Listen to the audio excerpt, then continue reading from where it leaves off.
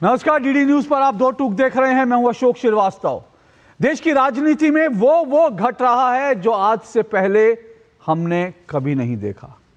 यह बात मैंने कल भी कही थी, क्योंकि कल जिस तरह से एक केंद्रीय मंत्री को नेता प्रतिपक्ष ने गद्दार बोला था, वो देश की राजनीति में कभी देखने को नहीं मिला था।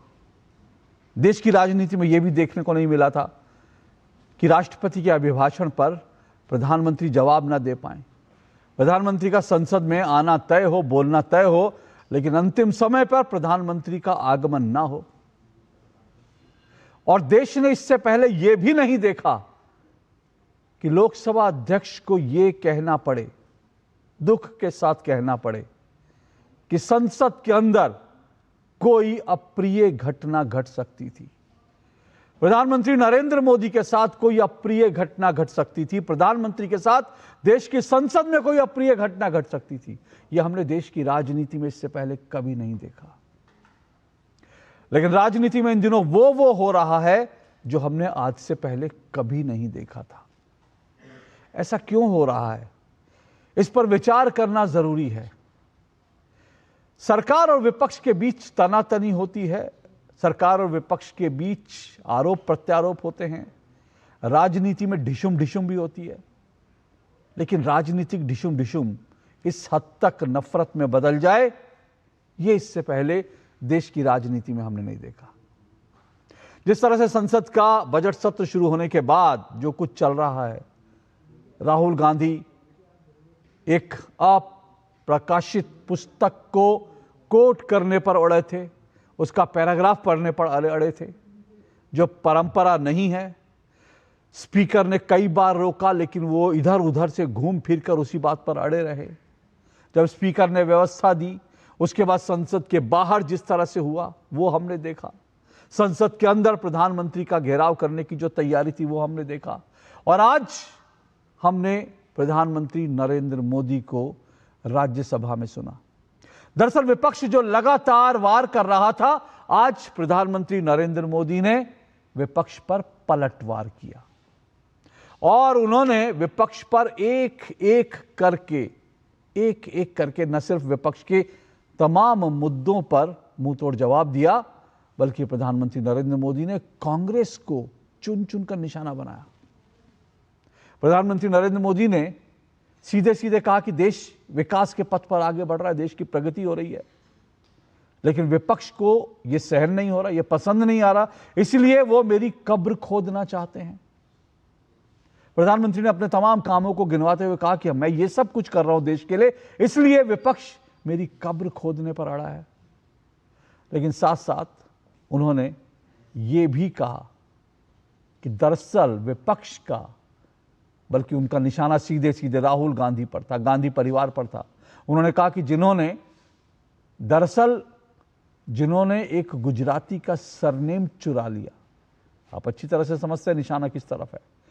एक गुजराती का सरनेम चुरा लिया, उनका स्टार्टअप जो है शुरू ही नहीं हो पा रहा।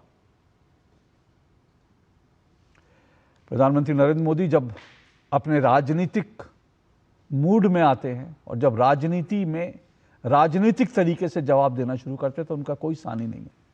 और आज उन्होंने वही किया और नतीजा क्या हुआ कि विपक्ष जो है प्रधानमंत्री के बोलने से पहले राज्यसभा में अपनी कुर्सियां छोड़ करके चला गया।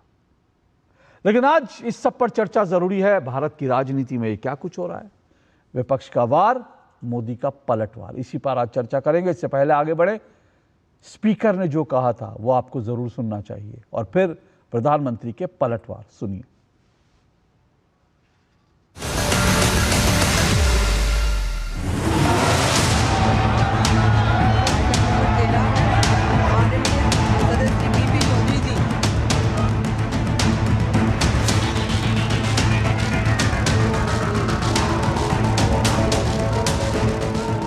कांग्रेस पार्टी के कई सदस्य माननीय प्रधानमंत्री जी के आसन पर पहुंचकर कोई भी अप्रत्याशित घटना कर सकते थे। ये दृश्य मैंने सदन में देखा भी सही। अगर ये घटना हो जाती तो ये अत्यंत अप्रिय दृश्य देश के लोकतांत्रिक परंपराओं को तार तार कर देता। इसको टालने के लिए मैंने माननीय प्रधानमंत्री से आग्रह किया कि उन्हें सदन में नहीं आना चाहिए। जिसका परिवार देश के लिए शहादत देने वाला परिवार के वो सदस्य हैं, उन्हें अपने राजनीतिक विचारों में परिवर्तन किया इसलिए गद्दार हो गए। और ये गद्दार शब्द छोटा नहीं है।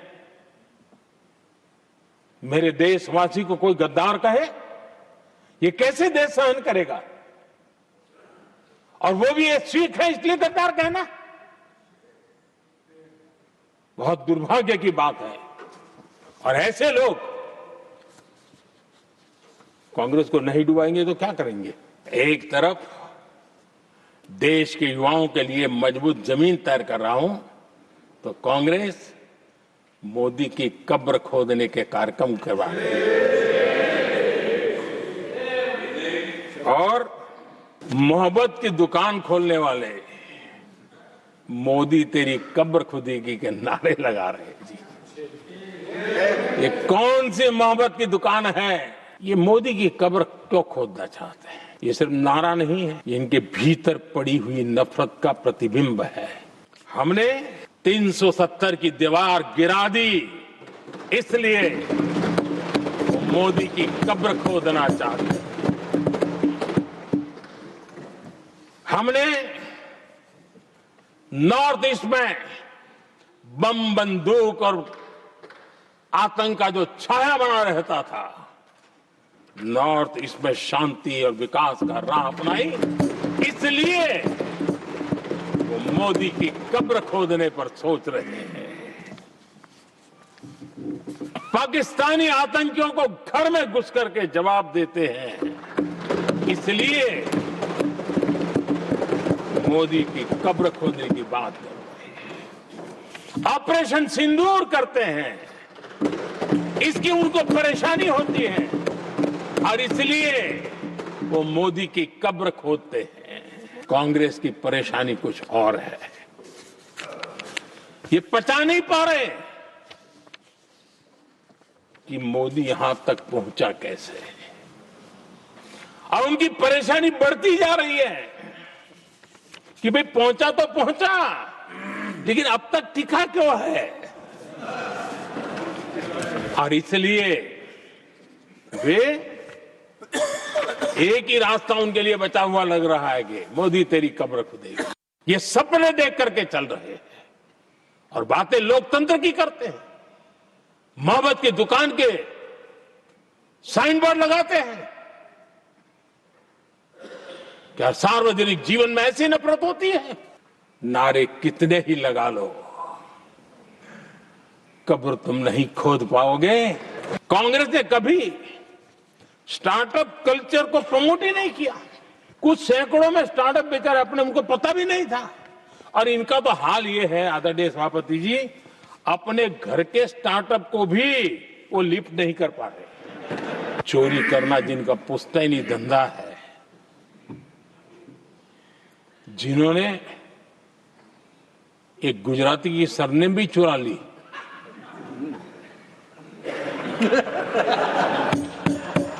महात्मा गांधी की सरनेम चुरा ली।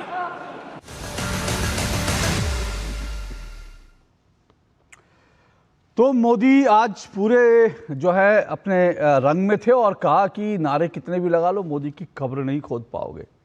और इस तरह से उन्होंने चुन चुनकर विपक्ष पे वार पर पलटवार किया। इन सब पर चर्चा करेंगे आज। चार मेहमान मेरे साथ जुड़ चुके हैं, आइए परिचय करवा देता हूं। सिद्धार्थ यादव मेरे साथ जुड़े हैं, बीजेपी के राष्ट्रीय प्रवक्ता है सिद्धार्थ यादव जी। पवन पटेल जी हैं मेरे साथ, कांग्रेस के नेता है पवन पटेल जी। मेरे साथ डॉक्टर अखिलेश कटियार हैं, समाजवादी पार्टी के प्रवक्ता हैं, और मेरे साथ राजनीतिक विश्लेषक और संपादक पत्रकार अकु श्रीवास्तव जी। आप चारों मेहमानों का बहुत बहुत शुक्रिया, स्वागत। शुरुआत कर रहा हूं सिद्धार्थ यादव जी और पवन पटेल जी। 1.5 मिनट में आपको दे रहा हूं। 1.5 मिनट पवन पटेल जी को। पवन पटेल जी, आज स्पीकर ने बहुत बड़ी बात कही। इस तरह से संसद में कभी हुआ नहीं कि प्रधानमंत्री के खिलाफ कोई अप्रिय इस तरह की कोई साजिश रची जा रही थी। इसको उन्होंने कहा पुख्ता वो थी, ये सब चीजें हुई, मतलब ऐसा आज तक तो हमने नहीं देखा कभी। जी आपका समय शुरू करते हैं जी। नहीं, आज तक देखने वाली तो बहुत सारी चीजें इस देश में ऐसी ऐसी चीजें देखिए जो आज तक ना देखा हो। अगर कोई विपक्ष अपनी बात कहने के लिए कर रहा तो उसको आप बड़ी बड़ी बातें कर दीजिए कि उनके ऊपर हमला ही हो जाता, कुछ भी हो जाता, उसको महिमा मंडन करना उसको किसी भी तरह से किया जा सकता है।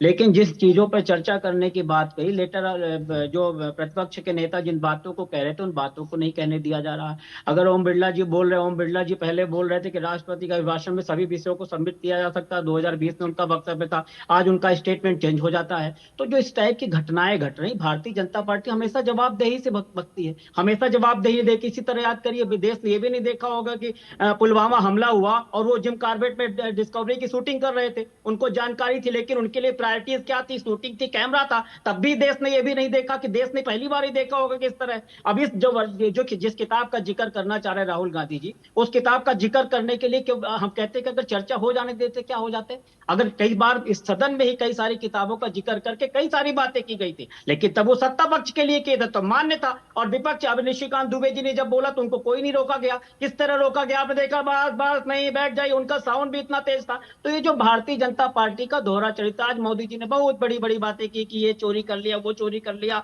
बाकी चीजों पे बात नहीं की। जिन बातों पे बात करना चाह रहा है विपक्ष, उन बातों पे एक शब्द का जवाब नहीं देंगे। तो मैं कहता हूं भारतीय जनता पार्टी हमेशा जवाबदेही से बचती आई है, हमेशा कभी भी चर्चा नहीं करना चाहती। जो ज्वलंत मुद्दे उनसे ध्यान भटकाने का प्रयास करती है। भारतीय जनता पार्टी ने कभी वो नहीं कहा जो कि अगर राहुल गांधी किसी बात को ओके ओके पवन पटेल जी, आपके 1.5 मिनट हुए। इससे पहले सिद्धार्थ यादव जी बोले, आपने पुलवामा हमले का जिक्र किया तो उसका कई तरह से अलग अलग तरह से फैक्ट चेक हुआ था। वो शायद आपने देखा नहीं होगा या आपकी नज़र में नहीं आया होगा, उसके फैक्ट चेक कई हुए थे। लेकिन एक घटना का फैक्ट चेक आज तक कोई नहीं कर पाया, वो ये कि जब मुंबई में आतंकी हमला हुआ था, जब मुंबई पर 26/11 आतंकी हमला हुआ था, तो एक राजकुमार एक पार्टी कर रहे थे, उसका फैक्ट चेक आज तक नहीं हुआ, उन खबरों का कोई फैक्ट चेक आज तक नहीं हुआ। बहरहाल सिद्धार्थ यादव जी, आप लोग जवाबदेही से बचने की कोशिश करते हैं, भागने की कोशिश करते हैं, नेता प्रतिपक्ष को बोलने से रोका जा रहा है। अशोक जी नमस्कार, और आपके सभी दर्शकों को नमस्कार। अशोक जी, जब देश के प्रधानमंत्री को राष्ट्रपति के अभिभाषण पर अपना जवाब देना हो और समय निर्धारित किया गया हो, वहां पर सांसदों को और महिला सांसदों को एकत्रित करके उसी समय 5 बजे उनकी कुर्सी के पास बैनर लेकर के भेजना, कि कौन सी अभिव्यक्ति है, ये कौन सा बोलने का तरीका है संसद में, ये कौन सी बात है जो करी जा रही है। एक बात बिल्कुल स्पष्ट है कि विपक्ष वास्तव में खुद चर्चा नहीं चाहता है। ये जिस नियमों में देश के लीडर ऑफ ऑपोजिशन अपनी बात नहीं रख पा रही, ये नियम हमने नहीं बनाए, ये आपके पड़नाना बना करके गए थे नियम। रूल 368 पार्लियामेंट का हमने नहीं बनाया, ये आपके परिवार ने ही बनाए हैं। और रूल बिल्कुल क्लियर है कि अगर कोई चीज अप्रकाशित है, अगर कोई चीज हाउस के फ्लोर पर टेबल नहीं की जा सकती, तो उसकी चर्चा आप नहीं कर सकते। समस्या यह है कि राहुल गांधी को लगता है कि मैं इन सबसे बड़ा हूं, राहुल गांधी को लगता है कि मैं एलओपी बन चुका हूं, ये सारे मेरे गुलाम है, पूरा देश मेरा गुलाम है, और मैं जो चाहूंगा सदन में खड़े होकर के करूंगा। जो संसद के अंदर कांग्रेस पार्टी और उनके नेता राहुल गांधी द्वारा किया जा रहा है, ये देश की संसदीय मर्यादा को तार तार करने वाला है, ये अप्रत्याशित है, ये अनप्रेसिडेंटेड है, ये भारत के इतिहास में कभी नहीं हुआ, ये शर्मनाक है। कांग्रेस पार्टी और उनकी पूरी लीडरशिप को शर्म आनी चाहिए कि अपने राजनीतिक हितों को साधने के लिए एक नए ऐसे निचले स्तर पर जाकर के राजनीति आज की जा रही है, जिस पर उनको विचार करना चाहिए। ओके, लेकिन सिद्धार्थ यादव जी, आरोप ये लग रहा है कि भाई आप जो है नेता प्रतिपक्ष को बोलने नहीं देते हैं। आखिर अगर निशिकांत दुबे किताबें लेकर बोल सकते हैं, उन किताबों को लेकर जिक्र कर सकते हैं, तो नेता प्रतिपक्ष क्यों नहीं कर सकते? नहीं अशोक जी, दो बातों में फर्क है। पहली बात तो मतलब ऑन द फैक्ट ये फर्क है कि राहुल जी जिस किताब का उल्लेख कर रहे हैं वो प्रकाशित नहीं हुई, निशिकांत दुबे जी ने जिन किताबों का उल्लेख किया वो प्रकाशित है, पब्लिश्ड बुक्स है, उनको हाउस पर टेबल किया जा सकता है। ये पहली बात। दूसरी बात, राहुल जी ने कोट करना शुरू किया किताबों में से, लाइन वर्बैटिम कोट करना शुरू किया बिना टेबल किए।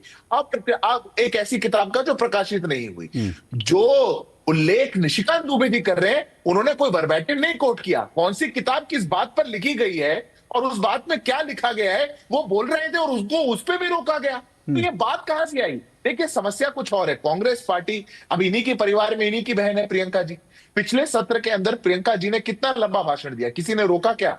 कांग्रेस पार्टी के कितने नेता बोलते हैं, कोई रोकता है क्या? समस्या राहुल जी की है। ये जो बाल हट मन में आ चुका है कि अगर नियम है, नियम को भी तोड़ूंगा, मैं अपनी मर्जी से बोलूंगा, अप्रकाशित है तो भी बोलूंगा, मैं टेबल नहीं कर सकता तो भी बोलूंगा, देश की सेना पर आक्षेप लगेगा तो भी बोलूंगा, देश की शौर्य पर सवाल उठेगा तो भी बोलूंगा, देश की पोजीशन डिप्लोमेटिकली कमजोर होगी तो भी। ये जो मानसिकता है कि मैंने सोच लिया तो मैं करूंगा, ये मानसिकता खराब है। कोई दोहरे नियम नहीं है। अगर वो राष्ट्रीय सुरक्षा पे बहस करना चाहते तो 1000 विषय जो वो रख सकते थे, पूरा भाषण पूरा कर सकते थे। तरीका उनका गलत है क्योंकि नियत उनकी गलत है। ओके, पवन पटेल, देखिए ये बात तो तय है कि जो पुस्तक प्रकाशित नहीं हुई है उसको आप टेबल नहीं कर सकते। उसको उसके बिना राष्ट्रीय सुरक्षा पर हुआ तो बात थी, पहले भी राष्ट्रीय सुरक्षा पर हुआ है। ऑपरेशन सिंदूर को लेकर के विपक्ष ने मांग की, ऑपरेशन सिंदूर पर मुझे लगता है सबसे लंबी बहस हुई, उस पर इतने घंटे निर्धारित किए गए।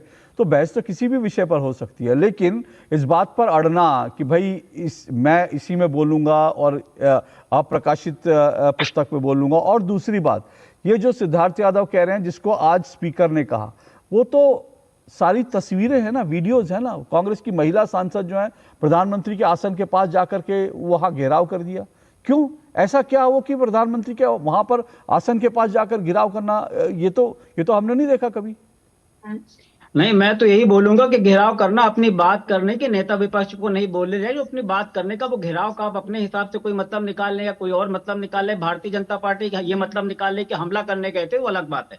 लेकिन हम अपनी बात करने, नेता विपक्ष को नहीं बोलने दे जाए, उस बात को बात करने के लिए गए थे।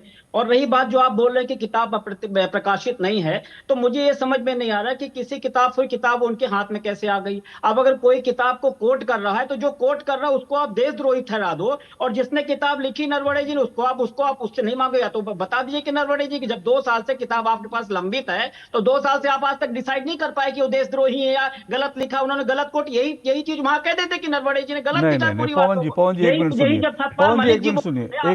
जी एक मिनट सुनिए। देखिए, ऐसा है, किताब पब्लिश नहीं हुई है, ये नरवणे जी भी मानते हैं। उनका इंटरव्यू है बाकायदा जिसमें उन्होंने कहा कि भाई ये जो है किताब अभी जो है एमओडी के उसमें है और ये प्रकाशित होगी कब बनी, ये किताब प्रकाशित नहीं है। अब राहुल गांधी किताब कहां से लाते हैं, तो वो तो बड़ा आसान तरीका है। आप जो है कुछ भी चीज इंटरनेट पर उपलब्ध हो, आप उसको छाप करके उसका कवर आप मुझे बोल दीजिए, मैं ऐसी आपको 10 किताबें जो छपी नहीं हो उनका आपको इस तरह से आपको लाकर दिखा दूंगा। वो कौन सा बड़ी बात है? लेकिन ऑथेंटिक किताब नहीं है ना, वो जो राहुल गांधी लेकर घूम रहे थे वो ऑथेंटिक किताब नहीं है। तो जब ऑथेंटिक किताब नहीं है तो फिर, और आप कह रहे हैं कि भाई नेता प्रतिपक्ष को बोलने नहीं दिया, इसलिए नेता प्रतिपक्ष को बोलने नहीं दिया, तो उसके दूसरे तरीके हैं ना। ये थोड़ी है कि महिला सांसद जाकर प्रधानमंत्री के सामने जाकर खड़े होकर जो इस तरह से पोस्टरबाजी करके और उनका घेराव करने की कोशिश करेंगे। ये कौन सा तरीका है संसद में? नहीं अशोक जी, मैंने वही निवेदन किया कि अब उस घेराव को आप कितना बड़ा नाम दे दीजिए, बहुत बड़ा आतंकवादी हमला होने वाला, तो कुछ भी आप कह सकते हैं। मैंने बताया वो आपका परसेप्शन है। मैं क्यों घेराव किया था, क्या बात कर रहे थे, सदन के लोग अपनी बात कर ली, वो मैंने बता दिया। उसको बार बार रिपीट करने का कोई मतलब नहीं। और अगर किताब नहीं छपी है तो 2 साल तक का सरकार के पास लंबित है। 2 साल अभी तक डिसाइड क्यों नहीं है सरकार ने कि गलत है कि सही है? पवन जी ऐसी एक नहीं, ऐसी कई किताबें हैं।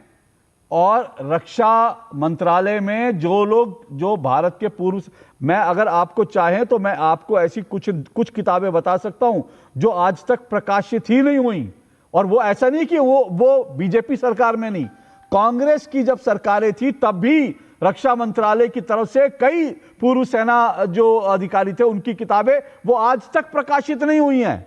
तो ये एक प्रक्रिया है ना, देश की रक्षा, कोई भावनाओं में बहकर या कोई भी व्यक्ति कुछ लिखना चाहता है, अगर वो देश की सेना से जुड़ा मसला है तो जाहिर सी बात है उसके लिए कुछ तो एक लक्ष्मण रेखा होगी ना। वो लक्ष्मण रेखा तो मिनिस्ट्री ऑफ डिफेंस तय करेगी, कोई अधिकारी या कांग्रेस पार्टी नहीं तय कर सकती ना। देखिए, एक देश ने पहले ऐसा कभी भी नहीं देखा, बड़ी विषम परिस्थिति चल रही है। अब राहुल गांधी कोई किताब लेके आएगा तो उसका जवाब नहीं देगी भारतीय जनता पार्टी, वो 10 किताबें लेके आएगी। बड़ा मुश्किल हो गया। पहले प्रश्न का उत्तर होता था, अब भाजपा ने प्रश्न का उत्तर प्रश्न कर दिया।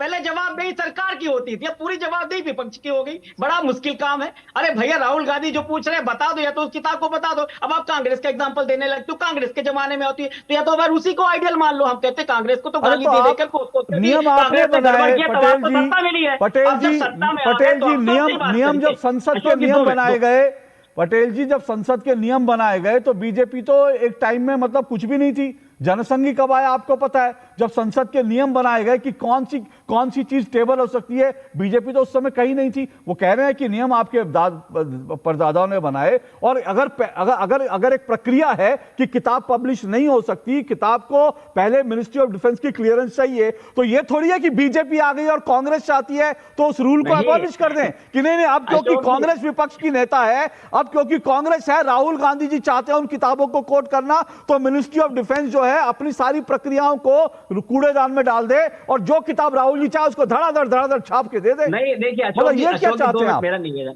2 मिनट मेरा नहीं। आपने तो बोल दिया कि राहुल गांधी ने छपवा लिया होगा, जिल्द कवर कर लिया हो, तो कुछ कहा ही नहीं जा सकता। आपका कहना हो सकता है राहुल गांधी ने छपवा लिया, वो भी एक शोध का विषय है। तो मैं तो निवेदन भी, आपने बोला पुलवामा के काफी सारे फैक्ट सामने आ चुके हैं, लेकिन हमें सच बताऊं 350 आरडीओ कहां से आया, हमें आज तक उसका फैक्ट नहीं मिल पाया। उन जो बैरियर्स में मुझे नहीं मिल पाया। ताजमहल होटल का फैक्ट आपके पास है? सुनिए ना, ताजमहल होटल का फैक्ट आपके पास है? कौन पार्टी कर रहा था? खबर दिखाऊं आपको?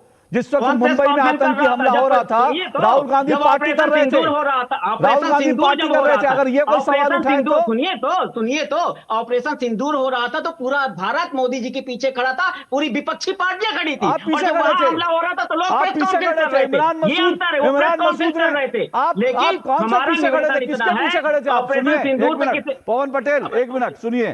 कांग्रेस पार्टी किसके पीछे खड़ी थी मुझे बताने की जरूरत नहीं। जिस वक्त ऑपरेशन सिंदूर हुआ था, कांग्रेस के टेलीविजन चैनलों में, कांग्रेस के अखबारों में, कांग्रेस की मैगजीन में भारत के विपक्ष के नेताओं के हेडलाइन छप रही थी कि भारत का ये हुआ नुकसान, ये हुआ, पाकिस्तान ने ऐसे भारत को धो दिया। और वो बयान किसके होते थे? विपक्ष के नेताओं के बयान होते थे। और आप कह रहे हैं सरकार के पीछे खड़े थे। मेरा मुंह मत खुलवाइए, मैंने अगर ऐसे फैक्ट देने शुरू करे तो मुश्किल हो जाएगी। ऑपरेशन सिंदूर बंद करने की घोषणा ट्रंप करेंगे, यहाँ की ट्रेड डील ट्रंप डिसाइड करेंगे। वो भी राहुल गांधी डिसाइड करेंगे, वो भी राहुल गांधी डिसाइड करेंगे। अरे वो भी राहुल गांधी डिसाइड करेंगे, मतलब आप चाहते हैं वो भी राहुल गांधी, सुनिए, वो भी राहुल गांधी डिसाइड करेंगे क्या? ऑपरेशन सिंदूर कब चलेगा, कब खत्म होगा, वो राहुल गांधी डिसाइड करेंगे क्या? वो राहुल गांधी डिसाइड करेंगे जो कहते हैं कि चीन की सेना भारत के सैनिकों की पिटाई कर रही है, वो राहुल गांधी भारतीय सेना के बारे में तय करेंगे, वो तय करेंगे। रुकिए, अब सिद्धार्थ यादव रिस्पॉन्ड कीजिए। देखिए अशोक जी, मैं फिर से दोहराता हूं, ये जो कांग्रेस पार्टी डिफ्लेक्शन की राजनीति करना चाहती है, ये जो कांग्रेस पार्टी स्वार्थ की राजनीति करना चाहती है, इनसे ज्ञान नहीं चाहिए। बार बार संवैधानिक संस्था, अरे मैं कहता हूं जो आपको विषय उठाना हो, जो आपके मन में आता हो, जो आपके बस में हो, जितनी आप में हिम्मत हो, आपको पार्लियामेंट का मंच मिलता है, विपक्ष के नेता आप हैं, जो अच्छा लगे उठाना। पर आप ये सोच लेंगे कि अप्रकाशित किताब है, कानून साफ साफ कहता है कि नहीं उठा सकते, तो भी मैं करूंगा। अब इनकी हिपोक्रेसी देखिए, राष्ट्रपति के अभिभाषण पर यह एक संवैधानिक कार्य है जिसका जवाब प्रधानमंत्री द्वारा देना है। ये नियमों से, स्टैट्यूट से नहीं निकला है, ये संविधान से निकली हुई चीज है। आप उसको बाधित कर रहे हैं और फिर जाकर के कह रहे हैं मैं इसमें दूसरी सफाई नहीं दूंगा कि वो महिला सांसद वहां क्या करने गई थी, वो अपनी बात रखने गई थी घेराव करके। अरे देश की संसद की एक मर्यादा होती है, उस मर्यादा का पालन कौन करेगा? विपक्ष है तो विपक्ष की जिम्मेदारी भी समझिए, विपक्ष के नेता है तो उसकी जिम्मेदारी भी समझिए। पर उन सब जिम्मेदारियों को छोड़ करके जो एक नेता अपने बाल हट के अंदर, अपने स्वार्थ के अंदर देश की संवैधानिक संस्थाओं को तार तार करने पर लग चुका हो, मुझे लगता है कि देश की जनता बार बार अब उसे जवाब दे रही है। कांग्रेस पार्टी को विचार करना चाहिए कि ऐसे नेतृत्व में हमको आगे बढ़ना चाहिए या नहीं बढ़ना चाहिए। ओके, चलिए मुझे एक छोटा सा ब्रेक लेना, ब्रेक के बाद आता हूं। और जो कुछ कहा गया, जो स्पीकर ने कहा, उसको इतना हल्के में क्या लिया जा सकता है? क्या जो है, जैसा प्रियंका गांधी वाड्रा कह रही हैं कि स्पीकर के पीछे प्रधानमंत्री छुप रहे हैं, क्या वास्तव में ऐसा है? इस पर आऊंगा इस छोटे से ब्रेक के बाद।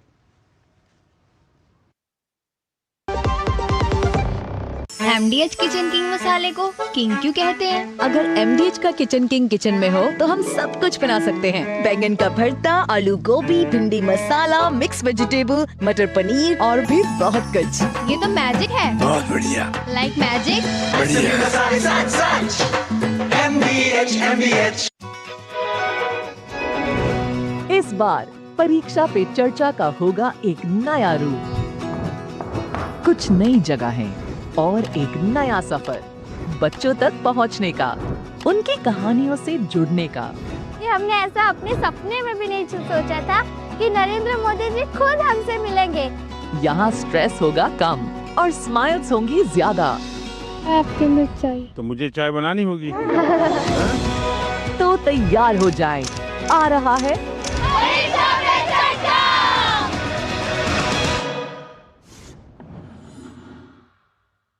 व्यक्तिगत जानकारी के लिए ऑनलाइन अनुरोधों से रहें सावधान। कुछ भी जानकारी देने से पहले जरूर सोचें। कोई भी वैधानिक कंपनी फोन या इंटरनेट पर आपसे निजी जानकारी कभी भी नहीं मांगती। इसलिए ऐसे कॉल या ईमेल आने पर अपनी जानकारी देने से पहले समझदारी दिखाएं और सावधानी बरतें।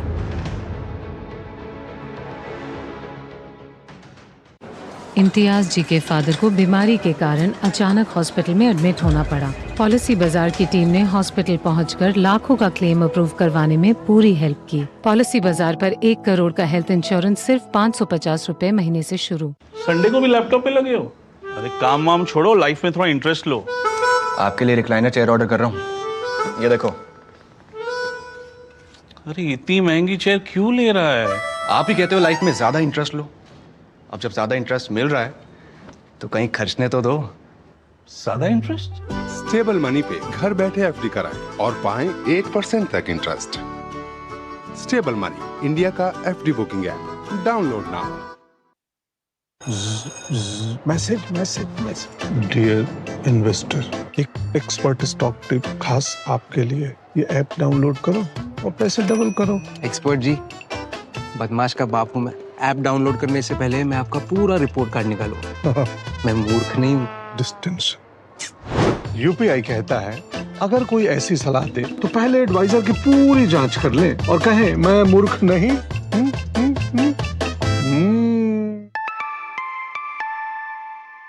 जाइए आप भी किसी का टेस्ट लीजिए। चलिए, दो टुक आप देख रहे हैं, दो टुक हम चर्चा कर रहे हैं। विपक्ष का वार और मोदी का पलटवार। आज जो कुछ सदन में हुआ हमने पहले देखा, कल भी जो हुआ उसके बाद आज स्पीकर ने कहा कि कुछ अप्रिय घटना घट सकती थी। जिस तरह से कांग्रेस की कुछ सांसदों ने, महिला सांसदों ने घेराव किया था प्रधानमंत्री की कुर्सी का, प्रधानमंत्री के आसन का, और उसके बाद आज राज्यसभा में जो है प्रधानमंत्री नरेंद्र मोदी ने आज विपक्ष के तमाम वार पर तगड़ा पलटवार किया। उन्होंने कहा कि मोदी को कब्र में जो डालने की बात करते हो ना कि कब्र खोद देंगे, खोद नहीं पाओगे, ये नारे जितने मर्जी लगा लो। लेकिन सवाल कई सारे उठते हैं कि क्या ये जो कुछ कहा जा रहा है, क्या जैसे प्रियंका गांधी वाड्रा का मैंने जिक्र किया, उन्होंने कहा कि स्पीकर की आड़ में जो है प्रधानमंत्री छुप रहे हैं। लेकिन मैं उससे पहले आऊँ, सिर्फ एक जानकारी के तौर पर बता देता हूँ। वैसे 4 मेहमान मेरे साथ, सिद्धार्थ यादव जुड़े हुए हैं, मेरे साथ पवन पटेल जुड़े हुए हैं, कांग्रेस के नेता अखिलेश कटियार जुड़े हुए हैं, समाजवादी पार्टी के प्रवक्ता अकुश श्रीवास्तव वरिष्ठ पत्रकार हैं मेरे साथ जुड़े हुए हैं। वैसे बार बार ये जो बात हो रही है ना कि 2 साल से हर कांग्रेस का विपक्ष का नेता आके ये कहता है, तो सर जरा मुझे आप बताइएगा, 1962 में भारत चीन युद्ध पर उस वक्त के लेफ्टिनेंट जनरल हेंडरसन ने एक किताब लिखी थी। 1962 में आपको मालूम है नेहरू जी का दौर था, और उस वक्त जो है भारत वो युद्ध क्यों हारा, चीन के साथ क्यों भारत की, तो उसको लेकर हेंडरसन की पूरी किताब आई थी 1962 के बाद 63 या 64 में। उसको 2014 तो क्या आज तक उसको परमिशन नहीं मिली है उस किताब को छपने की। मिनिस्ट्री ऑफ डिफेंस ने उसको छपने नहीं दिया, क्योंकि जाहिर सी बात है सुरक्षा के जो मामले होते हैं, देश की रणनीतिक जो मामले होते हैं, उसमें बहुत सारी चीज़ें जो हैं उनको इस तरह से आम पब्लिक के बीच ना आए, उसको लेकर मिनिस्ट्री ऑफ डिफेंस के कुछ कायदे कानून हैं। अब मैं आता हूं आज के एक बार दोबारा मुद्दे पर, जिसको लेकर बार बार जो मैंने कहा ना कि क्या प्रधानमंत्री को वास्तव में जो है टारगेट करने की कोशिश थी। तो ये ऐसा नहीं है कि आप इसको हवा में उड़ा दें कि नहीं ये तो ऐसे ही था, तो ये तो अब स्पीकर कह रहे हैं तो उसमें गंभीरता होनी चाहिए। और फिर ऐसा एक मामला नहीं है, ऐसे कई मामले हैं जब प्रधानमंत्री नरेंद्र मोदी को टारगेट किया गया अलग अलग तरीके से। न सिर्फ टारगेट किया गया बल्कि उनको जान से मारने की साजिशें भी हुई, उनको जान से मारने की धमकियां भी दी गई। अब इसको तो आप नहीं कह सकते ना, इमरान मसूद बोटी बोटी काटेंगे मोदी की, बोटी बोटी काटेंगे। आज प्रियंका गांधी वाड्रा जो आज कह रही है ना कि प्रधानमंत्री जी छुप रहे हैं, उनके सबसे प्रिय, उनके खासम खास इमरान मसूद हैं, कहा था नरेंद्र मोदी की बोटी बोटी काटेंगे। ये 2014, उसके बाद 2018 आइए, मोदी की हत्या की साजिश जो है माओवादियों ने रची, ये चिट्ठी मेरे पास है, ये पूरी की पूरी चिट्ठी और पूरी साजिश का फलसफा मेरे पास है। ये माओवादियों ने नरेंद्र मोदी को मारने की पूरी साजिश रची और इसमें जो चिट्ठी पकड़ी गई थी उसमें लिखा था, we are thinking along the lines of another Rajiv Gandhi type incident. Rajiv Gandhi के साथ जो कुछ हुआ उसी तरह का इंसिडेंट करने का प्लान कर रहे हैं, ये इस चिट्ठी में लिखा, माओवादियों की चिट्ठी थी। और उन्होंने मोदी को, प्रधानमंत्री नरेंद्र मोदी को उनके जो रोड शो होते हैं उसमें टारगेट करने की प्लानिंग की थी। तो ऐसा ही नहीं है कि नरेंद्र मोदी के ऊपर जो है ये चीजें, फिर ये मैंने आपको बताया, ये देखिए कर्नाटक में कांग्रेस के एक नेता है, उन्होंने क्या कहा, उन्होंने कहा, पूर्व कांग्रेस के नेता पूर्व विधायक बेलूर गोपाल कृष्णा, उन्होंने मोदी को शूट करने की बात 2019 में अपनी एक रैली में कहा, मोदी को शूट कर देना चाहिए, शूट कर दूंगा, ये उन्होंने कहा। मैं मोदी को मार सकता हूं, गालियां भी दे सकता हूं, महाराष्ट्र कांग्रेस के नेता, कांग्रेस नेता वो, मैं आपको हर एक 2-2 साल बाद की घटनाएं दिखा रहा हूं। ये आज के 3 साल पहले कांग्रेस नेता बोले मोदी की हत्या के लिए तैयार रहें, ये कांग्रेस नेता का बयान है, मोदी की हत्या के लिए तैयार रहें, ठीक है। उसके बाद अजय राय का बयान आपने जरूर सुना होगा, साल 2022, मोदी को 10 फीट नीचे जमीन में गाड़ेंगे, ठीक है। कांग्रेस की रैली में मोदी तेरी कब्र खुदेगी। तो ऐसे ही थोड़ी ये नारे लगते हैं, कहीं ना कहीं मंशा तो साफ तौर पर दिखती है ना। अगर मोदी को मारने की साजिश हो रही है, मारने की बात हो रही है, खुलेआम इस तरह से कहा जा रहा है मैं इसको गोली मार दूंगा, ये कर दूंगा, तो ये सब हवाई बातें कह के नहीं छोड़ी जा सकती। बोलिए अखिलेश कटियार जी। नहीं, बड़ा देर हो गया इस बात पे चर्चा होते हुए। सिद्धार्थ जी पेशे से वकील हैं, पढ़े लिखे आदमी हैं, और अगर कांग्रेस इस बात को कहती है कि भारत के माननीय प्रधानमंत्री स्पीकर के पीछे छुपते हैं, और अगर अशोक जी इतनी बड़ी घटना है जहां उनको थ्रेड था, इस तरीके का परसेप्शन है, तो उसका एक पूरा मैनुअल है, मेरे ख्याल से रेड डायरी में नोट भी किया गया होगा, इन्वेस्टिगेशन के लिए इसके आयोग भी बनेगा, क्योंकि देश ये भी जानना चाहता है कि ये बात प्रधानमंत्री की अकेले नहीं है। ये अगर प्रधानमंत्री के साथ इस तरीके का कोई थ्रेड करता है, वो भी सदन के अंदर, तो देश के लिए इससे बड़े शर्म की और कोई बात नहीं हो सकती। तो ये देश को ये जानना भी चाहिए कि कौन लोग हैं, और ये सिर्फ आरोप नहीं लगना चाहिए अशोक जी, अब इसकी बात भी सामने आए, कौन लोग थे, क्या था, और क्योंकि भारत के प्रधानमंत्री के साथ अगर सदन के अंदर इस तरीके की बात हो सकती है, तो मुझे नहीं लगता कि इससे बड़ी गंभीर कोई और बात। तो देश को इस बात को जानने का हक है, एक बात। दूसरी बात, हम उस बात पे जो चल रहा है आर्मी चीफ के किताब को लेके, ठीक है, किताब का क्या है, छपी है नहीं छपी है, अशोक जी अगर उसमें विषय कोई महत्वपूर्ण है, जो विषय इस देश की जनता को जानना जरूरी है, तो उस विषय को भी जनता के नॉलेज में आना चाहिए, देर सवेर बात हो उस पे, और देश को हक पता चले कि आखिर क्या फैसले हुए, कौन से फैसले थे जो देश के खिलाफ थे, किसकी लापरवाही से चीन के बॉर्डर पे इस तरीके की घटनाएं हुई, इस बारे में भी अगर बातचीत हो तो भी कोई उस तरीके की बात नहीं है। देश के हर नागरिक को सच जानने का हक है, दूसरी बात। और तीसरी बात साहब, देश में तो पता नहीं क्या क्या हो रहा है अशोक जी, अजीब अजीब तरीके की घटनाएं हो रही हैं। ममता बनर्जी जी माननीय सुप्रीम कोर्ट में जाके जिस तरीके से बहस हो रही है, इस देश ने 70 साल में तो कभी नहीं देखा कि एक मुख्यमंत्री को इस हद पे आके आना पड़ रहा है, बात करनी पड़ रही है। इलेक्शन कमीशन किस तरीके से तानाशाह की तरह व्यवहार कर रहा है, ये भी इस देश ने अशोक जी कहां देखा है। और एक जो सबसे महत्वपूर्ण बात मैं कह के अपनी बात पूरी करूंगा, पूरा देश का किसान इस बात को टकटकी लगा के देख रहा है कि हमारे हितों का सौदा कैसे हुआ है, क्या हुआ है, उस पर एक बात भी नहीं हो रही है अशोक जी।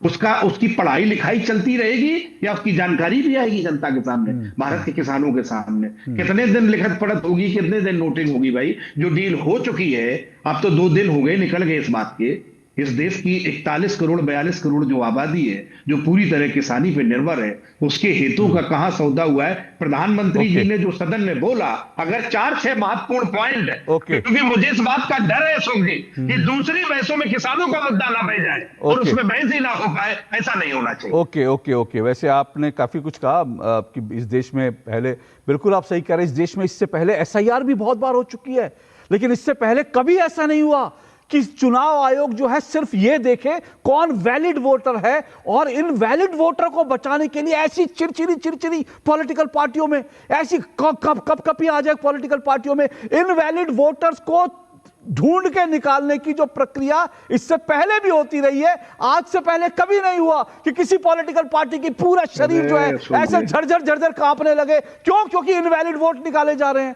मतलब मैंने तो आज तक कभी नहीं देखा इनवैलिड वोट निकाल रहा चुनाव। अब सर मैंने आपको सुना, अब आप मुझे सुनेंगे ना? मैंने आपको सुना, मैंने आपको बड़े प्यार से सुना, अब आपको सुनना पड़ेगा सर। मैंने फिर से कह रहा हूं, मैंने आज तक नहीं देखा किसी पॉलिटिकल पार्टी को इनवैलिड वोटर्स के ऊपर ऐसे छाती पीटते, छाती कूटते, बार बार सुप्रीम कोर्ट के चक्कर लगाते, सुप्रीम कोर्ट में बार बार मुंह की खाते, उसके बावजूद एक मुख्यमंत्री के पहुंच जाते। और यह भी आप लिख के ले लीजिए, अगर आपको लगता है ममता बनर्जी के जाने पर चुनाव आयोग को SIR करने से रोक दिया जाएगा, तो आप इस गलतफहमी में, आप भी यही हैं, मैं भी यही हूं। आज के 1 महीने बाद भी हम डिबेट करेंगे, 2 महीने बाद भी डिबेट करेंगे। चुनाव आयोग जो कर रहा है उसको वो भारत के संविधान ने हक दिया है, बाबा साहब भीमराव अंबेडकर के संविधान में उसको हक मिला है, और वो संविधान के तहत अपने संवैधानिक प्रक्रियाओं को पूरा कर रहा है।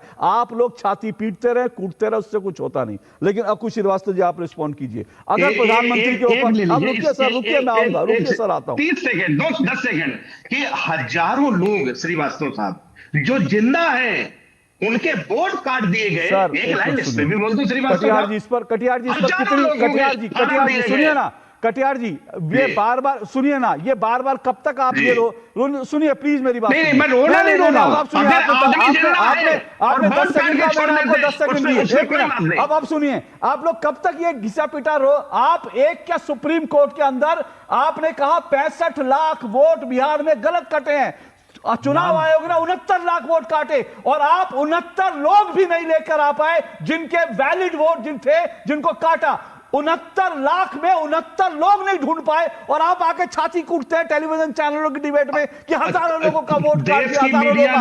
सर ऐसा ये देश प्रमाण से चलता है, ये देश की अदालत है, प्रमाण से चलती है। अगर हिम्मत है आप लोगों में तो देश की अदालत के सामने कोई प्रमाण रखिए। अब रुकिए, अकुल श्रीवास्तव जी रिस्पॉन्ड करेंगे। अकुल श्रीवास्तव जी, अगर प्रधानमंत्री के ऊपर इतना बड़ा खतरा था तो सवाल यह है कि वो बात तो ठीक कह रहे हैं ना कि फिर ये मामला बड़ा गंभीर मामला है, इसकी जांच भी होनी चाहिए, उन लोगों के नाम भी सामने आने चाहिए, आखिर कौन लोग हैं। देखिए, जहाँ तक जांच का सवाल है कि ये जांच होगी नहीं होगी और नाम भी सामने आना चाहिए, किसके नाम आने चाहिए? अपने घर को सबको नंगा कर दें बैठ करके सदन में? सदन की बात हो रही है।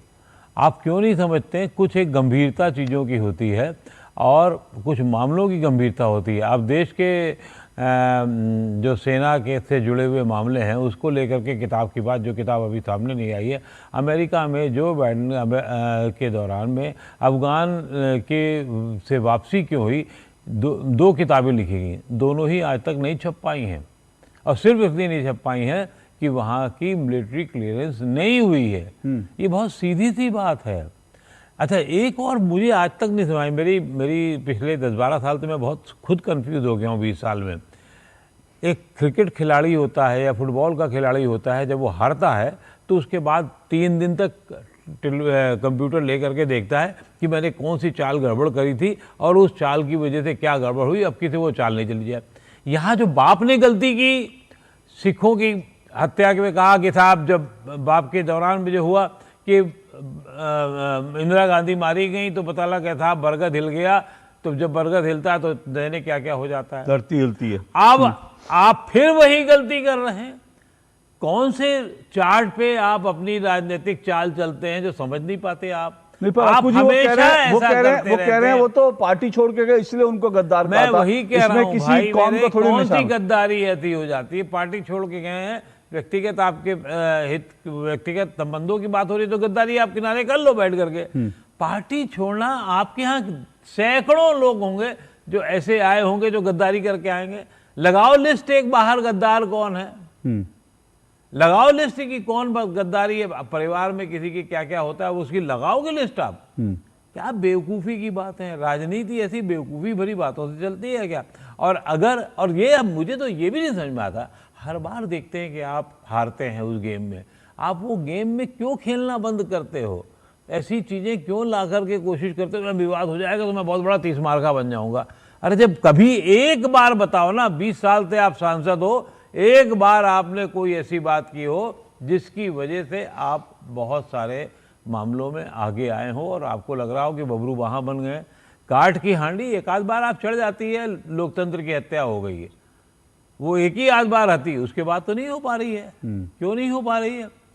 हम देश और देश की लोग ये जानना चाहते हैं कि देश अगर प्रधानमंत्री पर निगाह रख रहा है तो विपक्ष के नेता से भी उसकी बहुत बड़ी उम्मीदें होती हैं। बिल्कुल।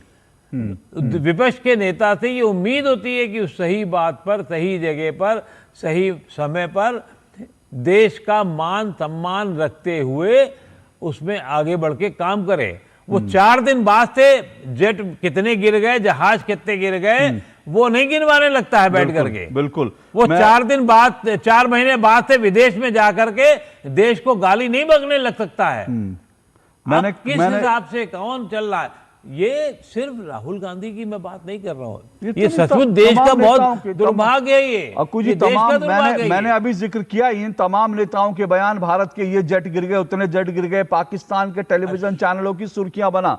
तो सवाल यह है कि आप पाकिस्तान के लिए इतना मसाला दे रहे हैं क्या? किसके लिए मसाला दे रहे हैं? और सब मसाला दे रहे हैं, चलो वो भी समझ में आता है। मैं ये कह रहा हूँ कौन आपको दे रहा है, गलत गलत दे रहा हो। जब साबित, या तो आप साबित करो कि हाँ ये हो चुका है ऐसा, आप साबित करो कि ये हम जो बात कह रहे हैं वो सही है, वो होगी नहीं। मैंने तो कह दिया है। अब ये काम जो है, आप SIR को लेकर के जो काम कर रहे हो, तो आप उसके सबूत और चीजें दो तो कम से कम चुनाव आयोग को। लड़ो तो बैठ करके। और वो 1.5 साल बाद क्यों लड़ते हो उस स्टेट में जहां आपका सब कुछ लूट चुका होता है? आप अपनी मैन पावर को थोड़ा दुगना करके कुछ सीटों पर ले आओ कि भैया ये है, सर, मैं सिर्फ काम कर दो। मैं सिर्फ याद दिला रहा हूं कि ये सुप्रीम कोर्ट का बयान था। जब सुप्रीम कोर्ट में SIR को लेकर एक आखिरी पिटीशन पहुंची थी, तो सुप्रीम कोर्ट ने कहा था अब इसके बाद कोई पिटीशन नहीं लेंगे, क्योंकि ऐसी तमाम पिटीशन जो आ रही हैं वो सिर्फ और सिर्फ पब्लिसिटी स्टंट के आ रही हैं। ये देश की सुप्रीम कोर्ट ने कहा था SIR को लेकर, ये जो कह रहे हैं ना कि हजारों वोट काट दिए। मुझे एक छोटा सा ब्रेक लेना है, पर ब्रेक पे जाने से पहले एक बात जो मैं कहना चाहता हूं वो ये, जो अभी अक्कू जी ने कहा, आज प्रधानमंत्री ने भी यही कहा कि कांग्रेस से तो बहुत सारे लोग निकले। अरे ममता बनर्जी भी कांग्रेस में थी, क्या राहुल गांधी ने कभी ममता बनर्जी को गद्दार कहा? शरद पवार कांग्रेस से छोड़कर गए, क्या उनको कहा? तारिक अनवर छोड़ करके वापस आए, क्या तारिक अनवर को कहा? तो बहुत सारे, लंबी फेहरिस्त है। राहुल गांधी की किचन कैबिनेट के बहुत सारे लोग छोड़ करके जो है वो आज ममता बनर्जी की टीम का हिस्सा है। क्या वो सब जो है वो गद्दार हैं? तो अगर बाकी किसी को नहीं कहा, सिर्फ रवनीत बिट्टू को कहा, तो इसीलिए प्रधानमंत्री ने कहा कि क्या ये सिखों का अपमान नहीं है? एक छोटे से ब्रेक के बाद आ रहा हूं।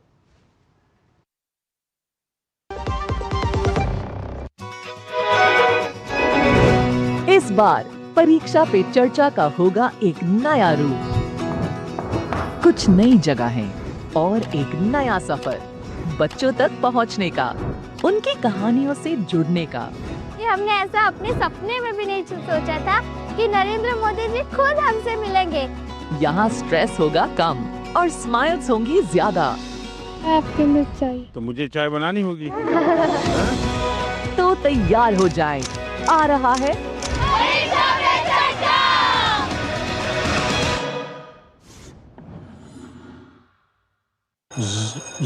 मैसेज। डियर इन्वेस्टर, एक एक्सपर्ट स्टॉक टिप खास आपके लिए। ये ऐप डाउनलोड करो और पैसे डबल करो। एक्सपर्ट जी, बदमाश का बाप हूँ मैं।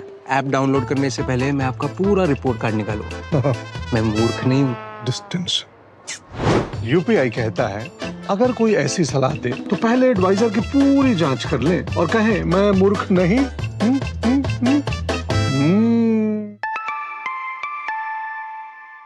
जाइए, आप भी किसी का टेस्ट लीजिए। विभाग अनेक, कंप्लेंट बॉक्स 1। किसी भी सरकारी दफ्तर, विभाग या बैंक से जुड़ी शिकायत के लिए pgportal.gov.in पर जाएं, रजिस्टर करें, संबंधित विभाग चुनें, शिकायत दर्ज करें और ट्रैकिंग ID नोट करें। SMS या ईमेल पर एक्नॉलेजमेंट पाएं और शिकायत का जवाब सीधे मंत्रालय से प्राप्त करें। अब तक 1 करोड़ 12 लाख से अधिक भारतीयों ने भरोसा जताया। CP ग्राम्स, आपकी हर शिकायत का हल। अभी शिकायत दर्ज करें pgportal.gov.in। बिजली का बिल, किराना, स्कूल फीस सब हो गया। बन गया बजट? हाँ, 5,000 बच गए। तो नई साड़ी ले ले ना, पिछले महीने तो ली थी। एक और नहीं, पहले बजट बनाओ, फिर छोटी छोटी बचत को बैंक में सेव करो और पैसों को बढ़ते देखो। बढ़िया। जाओ भाई। आरबीआई कहता है वित्तीय समझदारी समृद्ध नारी।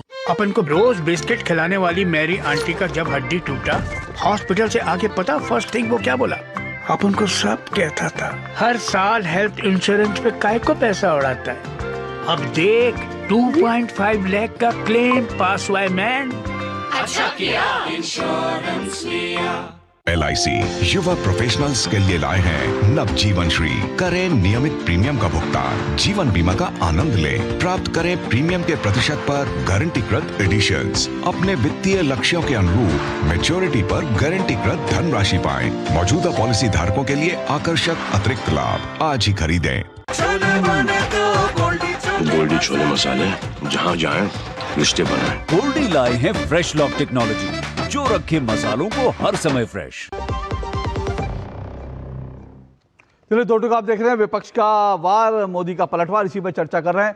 पवन पटेल जी, जो मुद्दा अभी ब्रेक पे जाने से पहले उठा, भाई कांग्रेस से इतने लोग छोड़ छोड़ कर गए हैं, लेकिन रवनीत बिट्टू को ही निशाना क्यों बनाया गया? क्या इसलिए क्योंकि वो सिख हैं? नहीं, इसलिए सिख नहीं है। सिख का तो हमने मान किया है। सब हमारे मनमोहन सिंह जी 10 साल तक मुख्यमंत्री प्रधानमंत्री रहे, सिख का हमने मान किया है।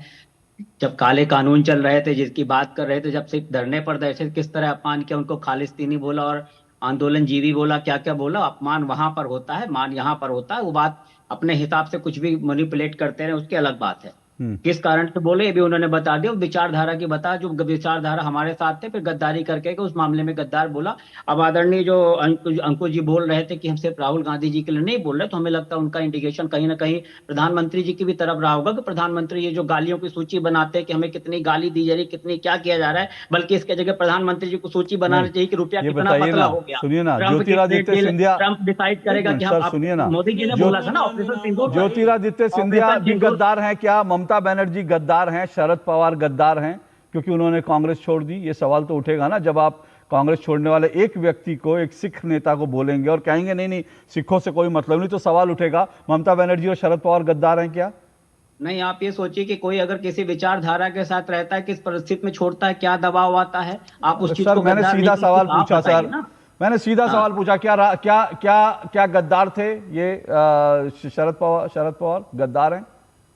नहीं, तो जिस परिस्थिति में छोड़ा होगा, जिस समय साथ छोड़ा, उस गद्दार है कि नहीं है? परिस्थितियों की, मैं तो सीधा सवाल, तो वो भी तो परिस्थिति में छोड़ा होगा। परिस्थिति तो बता चुके हैं वो, परिस्थितियां तो ये बता चुके हैं जब सिखों का वहां अपमान हो रहा था, इसलिए उन्होंने छोड़ा। जब वो सिखों को लेकर कह रहे थे, नहीं तो आप बताइए ना कि मनमोहन सिंह आप बताएंगे ना सर। मैंने सवाल सुनिए ना, अभी आप कह रहे थे कि देश में सवाल के बदले सवाल हो रहा है। मैं आपसे सवाल पूछ रहा हूँ, आप सवाल के बदले जो है कुतर्क कर रहे हैं। आप मुझे सीधा, अरे मुझे सीधा सीधा बताइए, शरद पवार ममता बनर्जी गद्दार हैं कि नहीं है? शरद पवार ममता बनर्जी गद्दार हैं कि नहीं है? हाँ या ना? आप डिसाइड करिए यार। नहीं, सवाल आप ये क्यों करेंगे? अशोक जी क्यों करेंगे? करेंगे आप, करना होगा आपको। अगर आपके नेता ने कहा है तो आप उसके समर्थन में तर्क दीजिए ना, आप उसके समर्थन में तर्क दीजिए। एक सिख नेता, ओके हो गया, ओके सिद्धार्थ यादव जी जवाब दे। ओके सिद्धार्थ, जब एक सिख नेता छोड़ेगा तो वो गद्दार होगा, वो राहुल गांधी डिसाइड करेंगे। लेकिन अब शरद पवार और ममता बनर्जी छोड़ेंगे तो अशोक श्रीवास्तव डिसाइड करे कि वो गद्दार है कि नहीं है। चलिए सिद्धार्थ जी, ये करने के लिए बोला कि जैसे सिद्धार्थ जी बोलिए। सूची दिखाई, उस तरह राहुल गांधी की भी सूची दिखानी चाहिए कि किस तरह जीप काटने वाले। हो गया सर, हो गया। अब जवाब मेरे पास समय कम है, हो गया। रुकिए पटेल साहब सुन लीजिए। देखिए, कांग्रेस पार्टी की देश की सिख समुदाय को लेकर के सोच क्या है, ये पूरा देश जानता है। कैसे गुरु ग्रंथ साहिब की बेदबी करने में कांग्रेस पार्टी सबसे आगे है, कैसे इंदिरा गांधी के समय से लेकर के राजीव जी के समय में बड़ा पेड़ गिरता है, दंगा नहीं था, मैसेकर किया गया सिख कम्युनिटी का। और आज 2026 में एक सिख नेता को गद्दार कहेंगे? सरदार गद्दार नहीं होता है, आप होंगे गद्दार। आपको हिम्मत कौन देता है? दूसरी बात अशोक जी, राहुल जी कोई छुटमुट नेता नहीं है पार्टी के, वो लीडर ऑफ ऑपोजिशन है। वो कांग्रेस पार्टी के सर्वे हाई कमांड है, जिनको खड़गे जी कहते हैं ना हाई कमांड, वो हाई कमांड है। हाई कमांड का नेता खड़े होकर के लगातार देश की संसद की मर्यादा को तार तार करे। मेरे को पिछली बार ध्यान है जब राष्ट्रपति जी का अभिभाषण हुआ था तो बाहर निकल के कहते बोरिंग था। ये लीडर ऑफ ऑपोजिशन की गरिमा है, ये वाइडली रिपोर्टेड है मीडिया में। कभी कोई कल्याण बनर्जी अगर सीढ़ियों पर खड़े होकर के देश के उपराष्ट्रपति का मजाक बनाएंगे तो उसकी वीडियो रिकॉर्डिंग करेंगे। कभी मंचों पर जाकर के कहेंगे कि मोदी को तो डंडे मारे जाएंगे, मोदी को भगाया जाएगा। कभी जाकर के इनके नेता कहेंगे मोदी की कब्र खुदेगी, आज नहीं तो कल खुदेगी। ये राजनीति का स्तर नहीं हो सकता। कांग्रेस पार्टी लगातार राजनीति के स्तर को घटा रही है, देश को डिट्रैक्ट कर रही है और जो विफलता और फ्रस्ट्रेशन कांग्रेस पार्टी के मन में आ चुके हैं उसको प्रत्याशित कर रही है। ओके 30 सेकंड कटियार जी, राजनीति का स्तर जो है वो हर तरफ से अगर गड़बड़ हो रहा है तो उसको ठीक करने की जरूरत है। आप कह रहे हैं कि सरकार की वाहवाही करना ही अगर हम लोगों का काम रह गया है तो हम जो कपास का आयात शुल्क घटा था हम उसकी भी तारीफ करते हैं। जो गुजरात में किसानों ने हाहाकार मचा, 20% कम कीमत पे लोग बेच रहे हैं। ये जो भूमि अधिग्रहण बिल की भी हम सिद्धार्थ जी की तारीफ कर देते हैं। इस अभी तक कोई बात ही नहीं हुई है। अब सरकार के काम का महिमा मंडित करना ही सबको सब सुनना ही यही चाहते हैं। अपोजिशन का कोई रोल ही नहीं रह गया है तो क्या करें अशोक जी बताओ फिर। यही चलिए 30 सेकंड में सिद्धार्थ जी, 30 सेकंड में आपकी प्रशंसा थोड़ी करेंगे, विपक्ष है वो तो विरोध करेगा भाई। बिल्कुल ठीक बात है अशोक जी, विरोध नहीं अशोक जी, ठीक है उनको एक्सपोज करेगा। सरकार के कामों की समीक्षा करना। ठीक है जी अखिलेश जी, कपास की बात, मुद्दे की बात ये कहां बोलते हैं राहुल जी? राहुल जी तो बोल रहे हैं, उनकी पार्टी बोल रही है मोदी तेरी कब्र खुदेगी, आज नहीं तो कल खुदेगी। ये मुद्दा है, इस पे चर्चा करेंगे। क्या किस पे चर्चा करना चाहते हैं आप? आप जो चीज सीक्रेसी एक्ट में आता है उसको बोलना चाहेंगे, जो चीज देश की पोजीशन को कमजोर करेगा उसको बोलना चाहेंगे। फिर चर्चा करिए, पूरी करिए। प्रधानमंत्री जी ने एक एक बात पर जवाब दिया। चलिए सर, मेरे पास समय इतना ही है फिलहाल। आज बहुत चर्चा करिएगा, बहुत बहुत शुक्रिया। चर्चा चलती रहेगी, डिबेट भी चलती रहेगी, लेकिन आज फिलहाल वक्त इतना ही है। बहुत बहुत शुक्रिया सभी मेहमानों का। कल आपसे मुलाकात होगी, इजाजत दीजिए, नमस्कार।